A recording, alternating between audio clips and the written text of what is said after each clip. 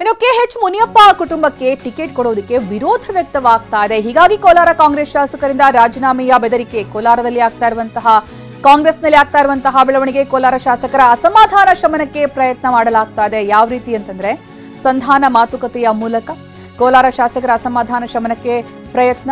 ಕೋಲಾರದಲ್ಲಿ 5 ಜನ ಶಾಸಕರು ಅನಿಲ್ ಕುಮಾರ್, ನಜೀರ್ ಅಹಮದ್ ಜೊತೆಗೆ ಕೊತ್ತನೂರು ಮಂಜುನಾಥ್ ಸೇರಿದಂತೆ 5 ಜನ ಶಾಸಕರು ಏನು ರಾಜೀನಾಮೆಯ ಒಂದು ಬೆದರಿಕೆಯನ್ನ ಹಾಕಿದ್ದಾರೆ.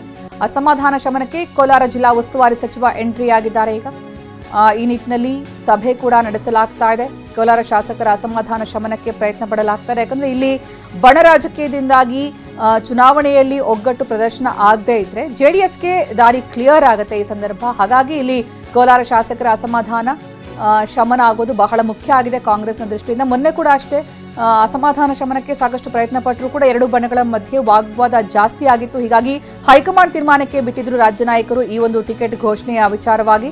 ಈಗೇನೋ ಬಹುತೇಕ ಚಿಕ್ಕಪೆದ್ದಣ್ಣ ಟಿಕೆಟ್ ಫೈನಲ್ ಅಂತ ಹೇಳಲಾಗ್ತಾ ಇದೆ ಕಾಂಗ್ರೆಸ್ನಿಂದ. ಆದ್ರೆ ಅದಕ್ಕೆ ಈಗ 5 ಜನ ಶಾಸಕರು ರಾಜೀನಾಮೆಯ ಬೆದರಿಕೆ ಹಾಕಿರೋದು ನಿಜಕ್ಕೂ ಕಾಂಗ್ರೆಸ್ ಅನ್ನ ಇಕ್ಕಟ್ಟಿಗೆ ಸಿಲುಕಿಸಿದೆ. ಹೀಗಾಗಿ 5 ಶಾಸಕರ ಮನವೊಲಿಕೆಗೆ ಈಗ ಕೋಲಾರ ಜಿಲ್ಲಾ ಉಸ್ತುವಾರಿ ಸಚಿವರು ಎಂಟ್ರಿ ಆಗಿದ್ದಾರೆ. ಹೆಬ್ಬಾಳ ನಿವಾಸದಲ್ಲಿ ಭೈರತಿ ಸುರೇಶ್ ನೇತೃತ್ವದಲ್ಲಿ ಸಂಧಾನ ಸಭೆ ನಡೀತಾ ಇದೆ. 5 ಶಾಸಕರನ್ನ ಮನವೊಲಿಸೋದಕ್ಕೆ ಸಚಿವ ಭೈರತಿ ಸುರೇಶ್ ಪ್ರಯತ್ನ ಪಡ್ತಾ ಇದ್ದಾರೆ. ಸಂಧಾನ ವಿಫಲ ಆಗಬಹುದು ಅಂತ ಹೇಳಲಾಗ್ತಾ ಇದ್ದು, ಆಗಿದೆ ಅಂತ ಬಹುತೇಕ ಹೇಳಲಾಗ್ತಾ ಇದೆ, ಗೊತ್ತಿಲ್ಲ.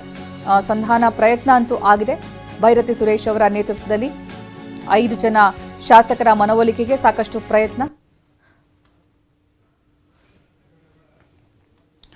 ಇನ್ನು ಇತ್ತ ಕಾಂಗ್ರೆಸ್ ಶಾಸಕರು ವಿಧಾನಸೌಧತ್ತ ಬರ್ತಾ ಇರೋದು ನೋಡ್ತಾ ಇದೆ. ಸಂಧಾನ ವಿಫಲ ಆಯ್ತೇನೋ ಅನ್ನುವಂತಹ ಅನುಮಾನ ಕೂಡ ದಟ್ಟವಾಗ್ತಾ ಇದೆ. ಯಾಕಂದ್ರೆ ಇಲ್ಲಿ ಯಾವ ಒಂದು ಸಂಧಾನಕ್ಕೂ ಮನವೊಲಿಕೆಗೂ ಬಗ್ಗುವ ರೀತಿ ಕಾಣಿಸ್ತಾ ಇಲ್ಲ. ಯಾವ ಕಾರಣಕ್ಕೂ ಕೂಡ ಕೆಎಚ್ ಮುನಿಯಪ್ಪ ಕಡೆಯವರಿಗೆ ಟಿಕೆಟ್ ಕೊಡಬಾರ್ದು ಅನ್ನುವಂಥದ್ದೇ ಇಲ್ಲಿ ರಮೇಶ್ ಕುಮಾರ್ ಬಣದ ಒಂದು ಆಗ್ರಹ.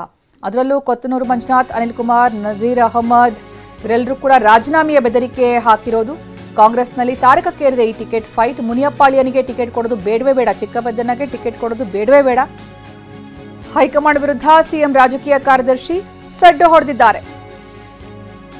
ಸಿಎಂ ರಾಜಕೀಯ ಕಾರ್ಯದರ್ಶಿ ರಾಜೀನಾಮೆಯ ಎಚ್ಚರಿಕೆಯನ್ನ ಕೊಟ್ಟಿದ್ದಾರೆ. ಕೋಲಾರ ಟಿಕೆಟ್ ಫೈಟ್ ತಾರಕಕ್ಕೇರುವ ರೀತಿ ಕಾಣಿಸ್ತಾ ಇದೆ. ಸಿಎಂ ರಾಜಕೀಯ ಕಾರ್ಯದರ್ಶಿ ನಜೀರ್ ಅಹಮದ್ ಸಡ್ಡು ಹೊಡೆದಿದ್ದಾರೆ ಹೈಕಮಾಂಡ್ಗೆ. ಯಾಕಂದ್ರೆ ಇಲ್ಲಿ ರಾಜ್ಯ ನಾಯಕರಿಗೆ ಈ ಒಂದು ವಿಚಾರ ಬಗೆಹರಿಸೋದಕ್ಕೆ ಕಷ್ಟ ಆಯಿತು. ಹೀಗಾಗಿ ಹೈಕಮಾಂಡ್ಗೆ ಬಿಟ್ಟಿದ್ರು.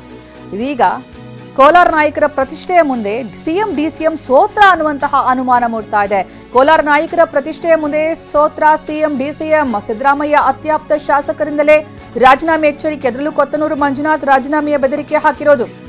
ಮುನಿಯಪ್ಪಾಳಿಯನಿಗೆ ಟಿಕೆಟ್ ಕೊಡೋದು ಬೇಡವೇ ಬೇಡ, ಕೊಟ್ರೆ ರಾಜೀನಾಮೆ ಕೊಡ್ತೀವಿ ನಮ್ಮ ಸ್ಥಾನಕ್ಕೆ ಅಂತ ಶಾಸಕರು ಹಾಕಿರುವಂತಹ ಒಂದು ಬೆದರಿಕೆ. ಅದ್ರ ಜೊತೆಗೆ ಜಿಲ್ಲಾ ಉಸ್ತುವಾರಿ ಸಚಿವ ಭೈರತಿ ಸುರೇಶ್ ಸಂಧಾನ ಸಭೆ ನಡೆಸಿದ್ರು ಕೂಡ ವಿಫಲ ಆದಂತೆ ಕಾಣಿಸ್ತಾ ಇದೆ.